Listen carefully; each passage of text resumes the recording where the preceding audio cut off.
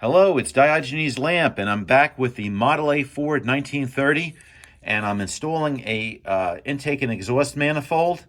I just want to show you a couple things, and one of the things I also did is I replaced the studs, and the reason why is because when I unscrewed them, this part was seized, and what I'm afraid of is if I didn't get new ones, that when I screwed it in, it wouldn't go all the way down. You know, it wouldn't pull it all the way in because it would be using this piece, and this piece might not necessarily bottom out. Also, I didn't have these correct, they're like angled hold down washers. I had smaller, like regular ones from the good old days, where you couldn't get parts. Now, also, just to show you, I had to clean out the exhaust ports. I used a Dremel on this. I used a scraper, and I also used a razor knife to clean this edge off, or actually, these edges off. Actually, this one's I take it back. This one I didn't clean off because this is the intake. So you have the exhausts here, and I guess there and there. So those are very clean, and you could see these are the locating rings. These are the locating rings, and they just basically go right in.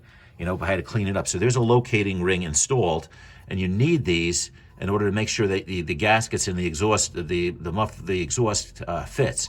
But you have to test fit it without any gasket on here, because if it doesn't bottom out perfectly, like if you didn't do a good job of cleaning all the stuff out inside this land here, that's this groove, then what'll happen is you'll go to tighten it down, and you'll break the ears on the exhaust manifold.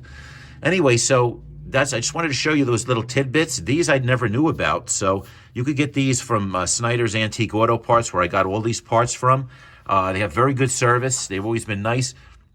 One time I even got they told me where I could get a used part. I had to get a used one of these that was a different length in order to put on their spin-on filter kit, which I did install the full flow oiling kit, which I recommend because the car used to run a little bit hot, and now it runs much cooler because it's got an extra quart of oil in there, basically, or thereabouts.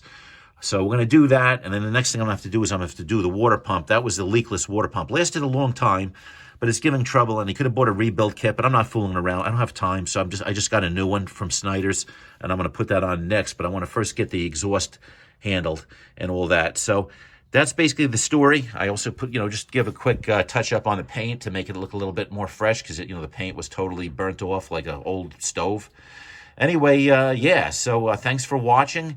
Subscribe, like would be a great favor, and so hopefully more people could see the video that need to see this, because I don't see too many. I'm sure they're out there somewhere, but I don't see too many videos on specific things like this on the Model A Ford. And there's a lot of Model A Fords out there.